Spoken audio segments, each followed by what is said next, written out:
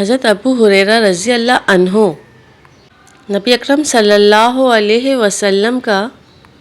یہ فرمان نقل کرتے ہیں، جو شخص زیادہ ہنستا ہے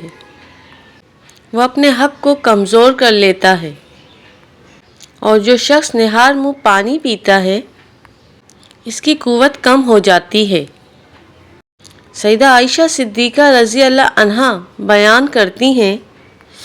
نبی اکرم صلی اللہ علیہ وسلم نے ارشاد فرمایا،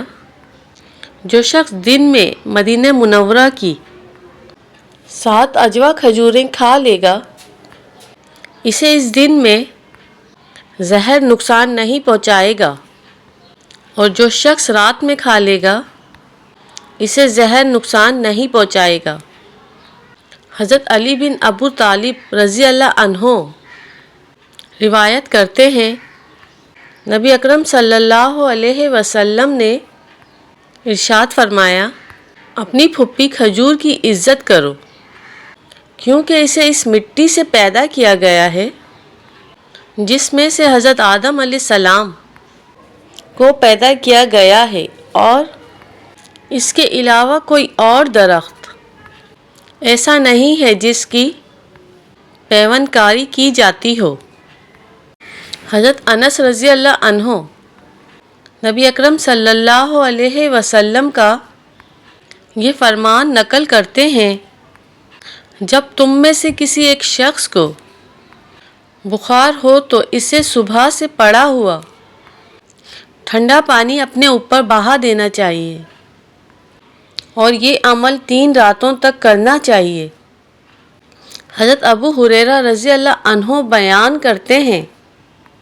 نبی اکرم صلی اللہ علیہ وسلم پر جب وحی نازل ہوتی تو آپ کو سر درد کی شکایت ہو جاتی تھی، تو آپ صلی اللہ علیہ وسلم اپنے سر پر مہندی کا لیپ کر لیتے تھے۔ حضرت ابو ہریرہ رضی اللہ عنہ روایت کرتے ہیں، نبی اکرم صلی اللہ علیہ وسلم نے ارشاد فرمایا، معدہ جسم کا حوض ہے اور رگیں اس میں سے نکلنے والی نالیاں ہیں۔ جب معدہ ٹھیک ہوتا ہے تو رگوں میں بھی تندرستی پھیلتی ہے، جب معدہ بیمار ہوتا ہے تو رگوں میں بھی بیماری آ جاتی ہے۔ ابو وائل بیان کرتے ہیں، ہم میں سے ایک شخص بیمار ہو گیا، اس کے لیے نشاور چیز دوا کے طور پر تجویز کی گئی۔ ہم حضرت عبداللہ رضی اللہ عنہ کے پاس آئے، ہم نے اس بارے میں دریافت کیا تو انہوں نے فرمایا، بے شک اللہ تعالیٰ نے تمہاری شفا اس چیز میں نہیں رکھی ہے جو اس نے تم پر حرام قرار دی ہے۔